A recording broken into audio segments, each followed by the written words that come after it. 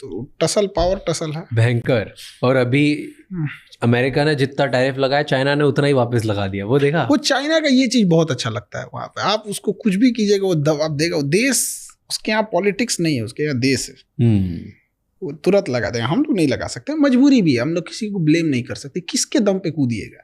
ना इंडस्ट्रियलाइजेशन है, ना इकोनॉमी है उस हिसाब से, क्योंकि अमेरिका को, केवल अमेरिका पावरफुल नहीं ना, हर जगह पावर रखता है। वर्ल्ड बैंक से फंडिंग रोक देगा, हमारे लोन रोक देगा, IMF हो गए या वर्ल्ड बैंक हो गए, यूरोपीय यूनियन से दबाव बनवा देगा, कुछ नासा और इसरो के बीच का कोई कॉन्ट्रैक्ट होगा उसको रुकवा देगा, डिले करा देगा।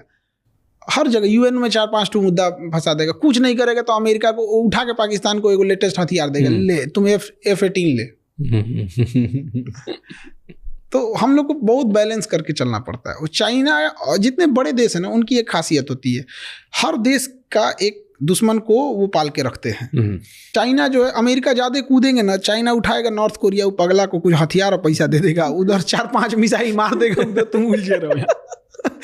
उसको कुछ नहीं जाता है, गिरेगा तो कहे हो जापान पे गिर गया, कोई बात नहीं, जो करना है कर लेना। उसको क्या जाता है, उसको अपने क्लोज इकोनॉमी। उसके यहाँ कोरोना के मरीज मिले थे सब, सुबह में 8, शाम में सबको मार दिया। उसका क्या जा रहा है? डिक्टेटरशिप देखना है तो वहां देखिए, उसने, अमेरिका ने कहा कि क्या करे इस इंसान का, इसको पागल किया है। तो उसने क्या किया कि कहा कि नॉर्थ कोरिया में ना डेमोक्रेसी नहीं है, यहाँ इलेक्शन होना चाहिए। किंग जोंग कहा, कौन बोला ये? बाइडेन बोला है। उसने कहा कि अगले महीने इलेक्शन कराओ। 100% वोट पड़ा उसको, किंग जोंग को 100%। जो वोट नहीं देता ना, एब्सेंट भी होता, उसको मार देता ये। 100% वोट पड़ा। अब अमेरिका कह रहा है कि ये इलेक्शन अच्छा नहीं हुआ है। कह रहा तू अपने यहाँ का इलेक्शन देख, तुम्हारे यहाँ के इलेक्शन कमीशन से कराएंगे अपना इलेक्शन। तो हर बड़े देश यही करते हैं। अब जैसे सऊदी अरब है, ज्यादा कूदेंगे, ईरान ज्यादा कूदेंगे, इजराइल को कह गया 2-4 पुरान बम है, एक्सपायरी डेट पास है, मार दे, मार, क्या करेंगे लोग? कुछ नहीं। तो अरब को कंट्रोल करने के लिए अमेरिका के पास इजराइल है, इंडिया को कंट्रोल करने के लिए पाकिस्तान है, चाइना को कंट्रोल करने के लिए इंडिया है, रसिया को खुद डायरेक्ट कंट्रोल करता है। तो हम लोग ज्यादा नहीं ना उड़ सकते हैं, डिपेंडेंट नहीं है। चाइना क्या कर लीजिएगा, अब चाइना को कैसे कंट्रोल करना पड़ेगा? उसको खूब से खूब करेगा, इंडिया को क्या देगा? ज्यादा हथियार देने लगेगा, चाइना का तो देना उसको, इंडिया किसी का नहीं सुनता है। फिर उसको ये भी देखना है ना कि चाइना के बाद हमें इंडिया को ही कंट्रोल करना है, क्योंकि थर्ड हम ही लोग हैं। तो अगर चाइना और अमेरिका कभी लड़ेंगे ही ना, बड़े लोग नहीं लड़ते। ताइवान को लेके उनके बीच में गर्मागर्मी हो गई थी ना, वो तो होते रहता है। धीरे धीरे उसको ऐसा कैप्चर करेगा, बढ़िया से माहौल देखता है। जैसे 1962 में जब हमारे यहाँ वार हुआ था, रसिया हमें बचाने नहीं आया था, बचा भी नहीं पाता, क्योंकि चाइना वो उस माहौल को तलाश रहा था कि 1960 में हम लोग का पंचशील समझौता खत्म हो गया था। वो सोच रहा था कि ऐसा टाइम आए ना जहाँ वर्ल्ड उलझी हुई हो। उसी समय क्यूबन मिसाइल क्राइसिस हुआ था। ऐसा लग रहा था कि अमेरिका और रसिया में परमाणु युद्ध आज हो जाएगा कि शाम में होगा कि सुबह होगा, कुछ नहीं पता। मार दिया 62 में, आ जाओ यहाँ पे। अमेरिका कह रहा हमको क्या पता भाई, रसिया कह रहा हमको। तो ऐसा कहीं ना कहीं जब टाइम आएगा तो चाइना और अमेरिका और रसिया एकदम आमने सामने होंगे। उसी समय ताइवान को लेके चला जाएगा और रसिया भी कहेगा लेके जा, इधर लेके जा, क्योंकि कुछ ना कुछ डाइवर्जन अमेरिका ताइवान को बचाने के लिए पक्का करेगा वहाँ। अब इसीलिए चाइना को देखिएगा, हमेशा कुछ ना कुछ गड़बड़ सड़बड़ करते रहता है ताइवान में। वो पाथ तलाश रहा है कि कहां से एंट्री करेंगे, क्या करेंगे। वो ड्रिल कर रहा है, ड्रिल। किसी दिन ड्रिल के नाम पे अनाउंस करेगा this is not drill, now this is वो ले लेगा ताइवान, दब लेगा। लेकिन जिस समय रसिया अमेरिका बिजी रहेंगे वो ताइवान की ओर जाएगा। बट अगर हम मैप में देखेंगे तो ताइवान एकदम फार ईस्ट है, तो इसे अपनी हैवी मिलिट्री, एयरफोर्स, नेवी को ताइवान की ओर ढकेलना पड़ेगा। एग्जैक्ट वही टाइम होगा हम लोग कश्मीर के लिए अक्साई चीन पे चढ़ जाए, बट हम थोड़ी करेंगे। अब ये तो मोदी जी बताएंगे पर हम नहीं करेंगे ना, क्योंकि यही खराबी लगती है।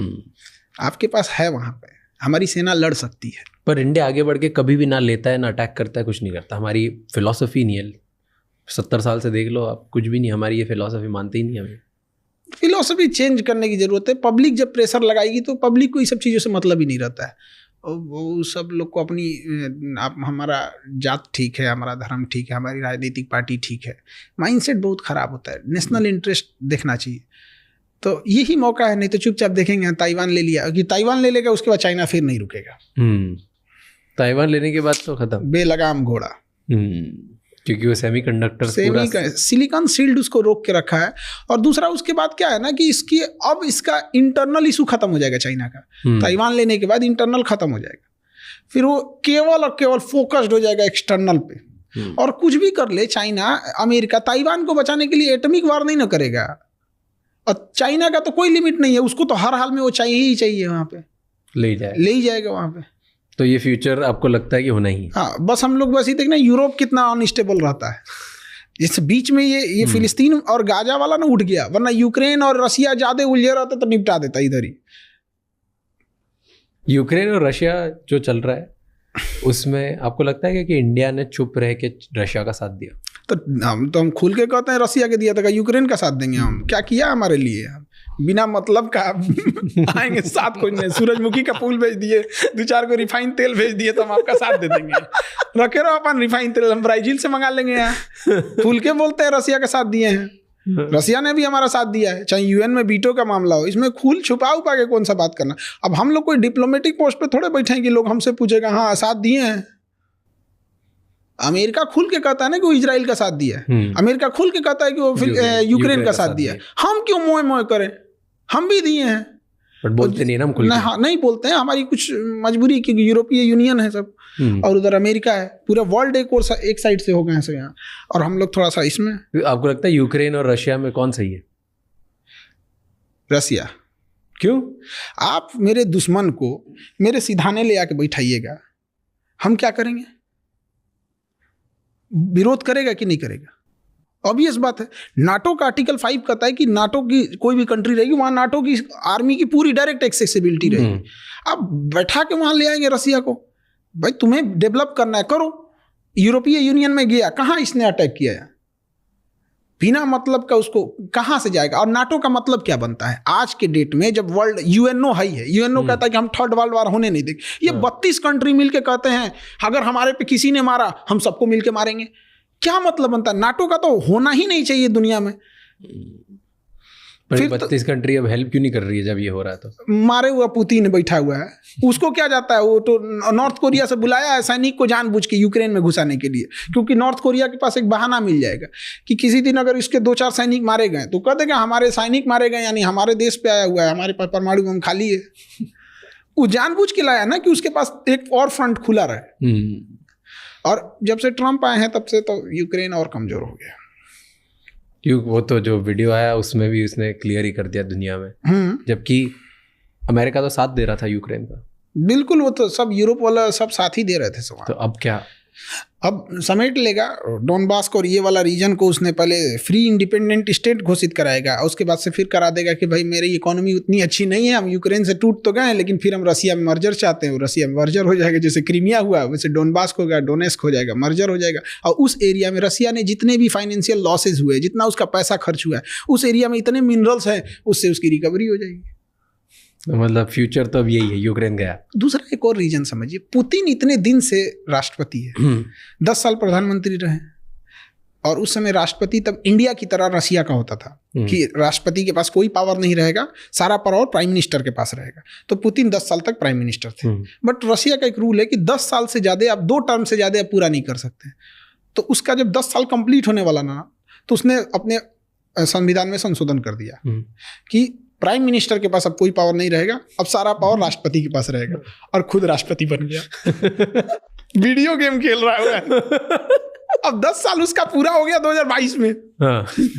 अब क्या करें भाई, यहाँ तो 2 टर्म से। तो स्पेशल अमेंडमेंट इन कॉन्स्टिट्यूशन 2036 तक इसमें कोई चेंजिंग नहीं होगा।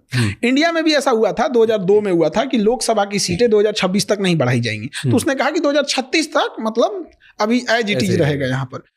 अब इंटरनल बगावत होने लगा। तो जब इंटरनल बगावत होती है ना, तो इसको कंट्रोल करने का सबसे आसान तरीका होता है ना, कोई वार कर दो। ऐसे ही माओ के टाइम पे हुआ था 1960 में चाइना में मार दी, इंडिया में लड़ गए यहाँ पे। ऑब्वियस बात है, अभी आज चाहे महंगाई जितनी भी हो, चाहे जो भी हो, हमें अपने प्रधानमंत्री से या एट ए टाइम के प्रधानमंत्री या पहले के कोई भी प्रधानमंत्री लाख शिकायत होगी, लेकिन जब वार के टाइम पे तो हम सब एक हैं। कारगिल के टाइम पे कोई ये कह सकता है क्या कि हम अटल बिहारी वाजपेयी के साथ नहीं थे, भले उन्हें वोट न दिया हो? तो पुतिन के लिए युद्ध लंबा खींचना अपने विरोधियों को निपटाने का एक अच्छा रास्ता। निपटा दिया अंदर, वो क्या नाम थे उनको, वैगनार ग्रुप के थे, प्रेगोजिन की क्या नाम था, उनको जहाज से उड़वा दिया, जा रहे थे बेलारूस। तो रसिया का एक अलग है, वो लड़ाई को केवल ये नहीं देखिए वहाँ पे, वो चाहे तो खत्म करके आज ही ले सकता है, लेकिन लंबा कर रहा है, खुश रहा है उसको, उसकी पॉपुलैरिटी, उसका विश्वास, उसकी नेशनलिटी बढ़ रही है कि ये रशियंस के साथ है। रसिया को यही बचा रहा है, वो दुनिया को अपने यहाँ दिखा रहा है रसियन भाषा में बोल के। उसकी न्यूज़ तो चल रही है ना कि आज अगर पुतिन नहीं होता तो पूरी दुनिया रसिया को समेट चुकी होती, ना नाटो कहाँ तक चला गया रहता, दिखाएगा वहाँ पर कि ना क्रेमलिन बचा होता, ना मॉस्को बचता, ना पीटर्सबर्ग बचता, ना व्लादिवोस्टोक, सब यूरोप वाले कब्जा कर लेते। तो लोगों का रहता यही रहेगा, पुतिन ही रहेगा, 2036 नहीं जी 50 तक रहेगा। वॉर गलत है ना, लोग मरते हैं, वॉर गलत रहता ना। बांसुरी बजाने वाला कृष्ण कन्हैया महाभारत होने नहीं देते। कुछ लोग बात से सुनबे नहीं करते, लात देना ही पड़ता है। आप 32 देशों के ग्रुप जिसमें एटॉमिक पावर 3 के पास है, ब्रिटेन के पास है, फ्रांस के पास है, अमेरिका के पास है, पावर में सबसे ज़्यादा, लॉबी सबसे ज़्यादा, टेक्नोलॉजी सबसे ज़्यादा, हथियार सबसे ज़्यादा, यूएन में पहुंच सबसे ज़्यादा, इसके बावजूद ही 32 मिल के एक साथ रहेंगे और कहेंगे कि हमें कोई मारेगा, हम 32 मिल के मारेंगे। सद्दाम हुसैन को पूरा उड़ा दिया, सब लीबिया को पूरा उड़ा दिया, यमन को पूरा उड़ा दिया, सीरिया को पूरा उड़ा दिया। हमारे पास ये जितने देशों को उड़ाया, कम से कम 2 से 3 लाख इंडियंस वहां काम करते थे। हमें क्या मिला? कुछ नहीं। बीच मझधार में छोड़ के अफगानिस्तान को चला गया। अफगानिस्तान में हम लोग के करोड़ों इन्वेस्टमेंट है, सब फंस के रह गए। तो क्या मतलब बनता है आज के डेट में नाटो का? हिम्मत नहीं है किसी देश के पास ये कहने की कि नाटो गलत है। वो अलग बात है, बट गलत तो है ना। पर उनका मेन आइडिया तो ये है ना कि कोई भी एक दूसरा पावरफुल देश हम छोटे छोटे देशों को अलग तरीके से खत्म ना करे, इसलिए हम सब साथ में जुड़ के रहेंगे, क्योंकि हम सब बहुत पास में बहुत छोटे छोटे देश हैं। कौन? यूरोप वाले कहते हैं सब। हाँ, तो मेन मतलब तो इसीलिए तो स्टार्ट हुआ था ना नेटो, कि एक छोटा देश सारे नाटो हुआ था किसको कंट्रोल करने के लिए। उस समय रसिया बेलगाम था, यूएसएसआर था। तो यूएसएसआर इधर रसिया था। हाँ, तो ये बहुत बड़ा था, ये था छोटे तो छोटे जब थे, ये खत्म हो गए, जब आप कहें कि भाई हमको रसिया से डर है इसलिए हम ग्रुप बना रहे हैं, रसिया टूट गया, अब ये रहा, बड़े देश तो फिर इसे भी खत्म करो भैया। तो फिर तो वही बात हुआ, इसके डर से आप बनाए और आप खुद बने गए, तो आपके डर से भी तो कोई और बनाना चाहिए। फिर चाइना बना लिया तो क्या गलत किया?